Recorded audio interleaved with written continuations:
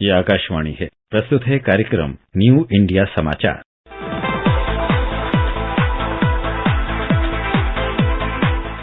नमस्कार, आकाशवाणी के समाचार सेवा प्रभाग की प्रस्तुति न्यू इंडिया समाचार में आपका स्वागत है। श्रोताओं, इस बार हम आपके समक्ष लेकर आए हैं पत्रिका का 1 से 15 फरवरी का अंक, जिसकी आवरण कथा बनी है मिलेट्स यानी मोटा अनाज।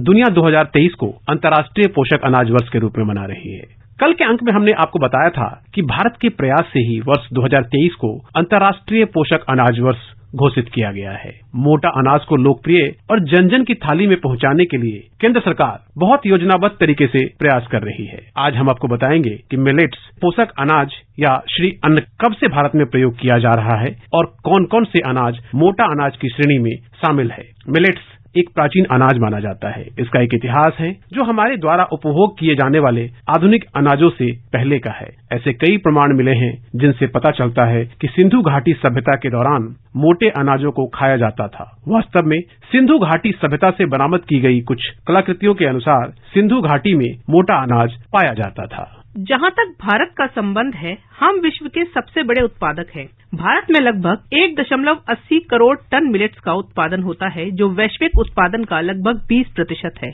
दुनिया के 200 में से लगभग 130 देश किसी न किसी रूप में पोषक अनाज का उत्पादन करते हैं। भारत 9 प्रकार का पोषक अनाज पैदा करता है। खाद्य प्रसंस्करण में पोषण सुरक्षा के समाधान भी हैं। उदाहरण के लिए मोटे अनाज और बाजरा में उच्च पोषक तत्व हैं। वह प्रतिकूल कृषि जलवायु परिस्थितियों का सामना भी कर सकते हैं। उन्हें पोषण समृद्ध और जलवायु समर्थ फसल भी कहा जा सकता है। मोटे अनाज का मतलब पोषक तत्व वाले अनाज। इनमें पोषकता कहीं ज्यादा पाई जाती है। जो अनाज अभी हम खाते हैं उससे कहीं बेहतर है। स्वास्थ्य के लिहाज से सबसे उम्दा है। इसके अलावा जहाँ इसे उगाया जाता है वहाँ के किसान छोटे हैं। असिंचित क्षेत्र में पैदा होता है। विशुद्ध रूप से इसे जैविक खेती भी कह सकते हैं, क्योंकि रासायनिक खाद कीटनाशकों का प्रयोग न के बराबर होता है।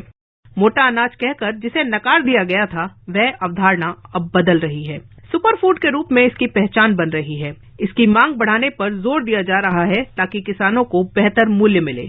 शाकाहारी खाद्य पदार्थों की बढ़ती मांग के लिए बाजरा एक वैकल्पिक खाद्य प्रणाली प्रदान करता है। बाजरा संतुलित आहार के साथ साथ एक सुरक्षित वातावरण के निर्माण में योगदान देता है। यह मानव जाति के लिए प्राकृतिक उपहार है। भारतीय बाजरा पौष्टिकता से भरपूर, समृद्ध, सूखा सहिष्णु फसल का एक समूह है जो ज्यादातर भारत के शुष्क एवं अर्धशुष्क क्षेत्रों में उगाया जाता है। यह एक छोटे बीज वाली घास के प्रकार का होता है जो वनस्पति प्रजाति पोएसी से संबंधित है। यह लाखों संसाधन रहित गरीब किसानों के लिए भोजन और उनके मवेशियों के लिए चारे का महत्वपूर्ण स्रोत है। भारतीय बाजरा में प्रोटीन, विटामिन और खनिजों की भरपूर मात्रा होती है। यह ग्लूटेन मुक्त भी होते हैं और इनका ग्लाइसेमिक इंडेक्स कम होता है, जो इन्हें सीलिएक रोग या मधुमेह रोगियों के लिए आदर्श बनाता है। मोटे अनाज ज्वार, बाजरा, रागी सबसे पुराने भोज्य पदार्थ हैं, जिनके बारे में मानव जाति को सबसे पहले पता चला था। मोटे अनाज ऐसी पहली फसल है जिनकी खेती भारत में की जाने लगी थी। मोटे अनाज के इसी महत्व को पहचान कर लोगों को पोषक भोज्य पदार्थ उपलब्ध कराने और स्वदेशी व वैश्विक मांग का सृजन करने के क्रम में प्रधानमंत्री नरेंद्र मोदी की पहल पर भारत सरकार ने संयुक्त राष्ट्र महासभा में वर्ष 2023 को अंतर्राष्ट्रीय पोषक अनाज वर्ष के रूप में घोषित कराने में अग्रणी भूमिका निभाई। इसलिए प्रधानमंत्री नरेंद्र मोदी कहते हैं, आज विश्व इलाज की जगह आरोग्य की तलाश कर रहा है। हमारा आयुर्वेद, हमारा योग, जिसे लेकर दुनिया में एक नया विश्वास और उत्साह है, हम उसके विस्तार के लिए वैश्विक व्यवस्था बना सकते हैं। अगले साल विश्व इंटरनेशनल ईयर ऑफ मिलेट्स मनाने जा रहा है, लेकिन हम तो सदियों से अनेकों मोटे अनाज को अपने घर की रसोई में जगह दिए हुए हैं। कई क्षेत्रों में भारत की उपलब्धियां ऐसी हैं जो विश्व के अन्य देशों के भी काम आ सकती हैं। आइए अब जानते हैं कि क्या है मोटा अनाज। मोटे अनाज आमतौर से छोटे दाने वाली फसल के वर्ग में आते हैं। उन्हें प्राय पोषक अनाज या कम पानी वाले अनाज भी कहते हैं। इनमें ज्वार, बाजरा, रागी, कुटकी, काकुन, चीना, सांवा, कोदो और अन्य मोटे अनाज शामिल हैं। मोटा अनाज नियमित खुराक वाली फसल है जो शुष्क भूमि में उगती है। यह कम पानी वाले इलाकों में पैदा होती है। भारत में मोटे अनाज विशेषकर उन राज्यों में पैदा होते हैं जहां कम से कम मध्यम स्तर की वर्षा यानी 200 से 800 mm तक होती है। मोटे अनाज का उपयोग भोजन, चारे, जैव ईंधन और शराब बनाने में होता है। इसलिए मोटे अनाज को स्मार्ट फूड कहा जाता है क्योंकि ये उपभोक्ताओं, किसानों और धरती के लिए भी बेहतर है। इतना ही नहीं, मोटा अनाज हमारे स्वास्थ्य के लिए भी बहुत लाभकारी है। इन सभी मोटे अनाजों की अपनी अलग महत्ता है। मोटा अनाज शरीर को मजबूत बनाता है। सभी मिलेट्स ग्लूटेन फ्री होते हैं। सेलिक बीमारी से पीड़ित मरीजों को चिकित्सक विशेष तौर से इन्हें खाने की सलाह देते हैं। कुटकी हृदय को स्वस्थ रखने में मदद करता है। मधुमेह पीड़ित लोगों के लिए उपयुक्त खाद्य पदार्थ है। रक्त में शर्करा के अनियंत्रित बढ़ावे को रोकता है। सावा में प्रचुर मात्रा में आयरन पाया जाता है जिससे शरीर में खून बढ़ाने में लाभकारी है। कोदो तंत्रिका प्रणाली को मजबूत करने में सहायक है। चना अवसाद और निम्न रक्तचाप को नियंत्रित करता है। शरीर को नुकसान पहुंचाने वाले अवयवों को भी रोकता है। कंगनी या टांगुन पर्याप्त मात्रा में कैल्शियम हड्डियों को मजबूत करता है और ऑस्टियोपोरोसिस बीमारी से बचाव में भी सहायक है। रागी हड्डियों के विकास और शरीर में रक्त की कमी को दूर करने में सहायक है। पर्ल विटामिन ई की प्रचुरता शरीर के टिश्यू को चोटिल होने से बचाता है। वहीं ज्वार शरीर की कोशिकाओं को खराब होने से बचाता है। कोलन कैंसर और हृदय संबंधी बीमारी के खतरे को कम करता है। शरीर की कोशिकाओं को खराब होने से बचाता है। कोलन कैंसर हृदय संबंधी बीमारी के खतरे को रोकता है।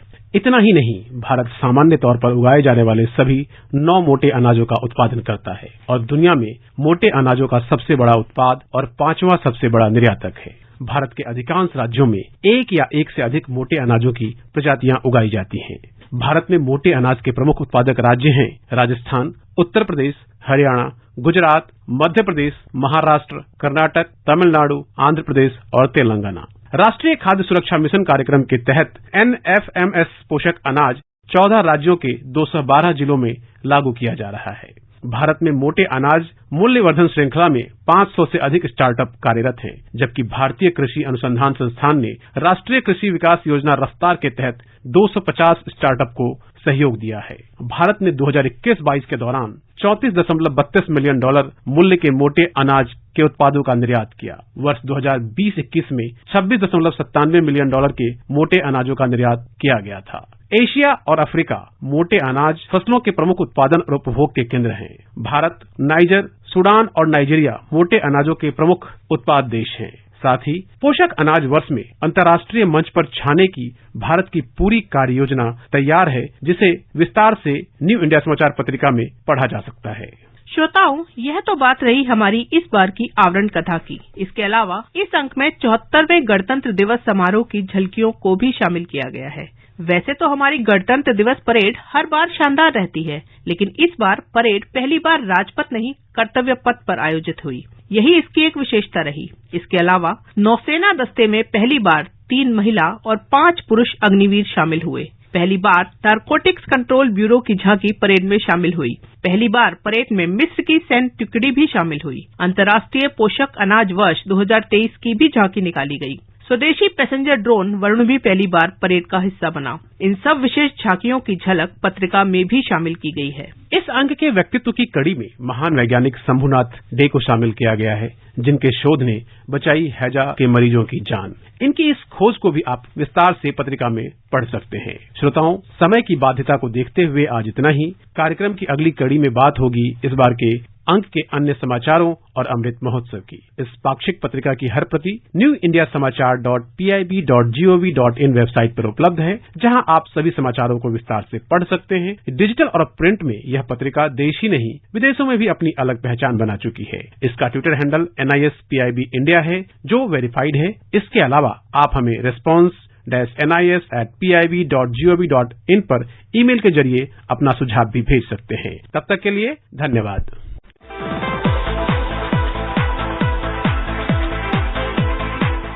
अभी आप सुन रहे थे कार्यक्रम न्यू इंडिया समाचार, जिसे प्रस्तुत कर रहे थे संपादक संतोष कुमार और पत्रकार नलिनी शर्मा। ये कार्यक्रम आकाशवाणी के समाचार सेवा प्रभाग द्वारा प्रस्तुत किया गया।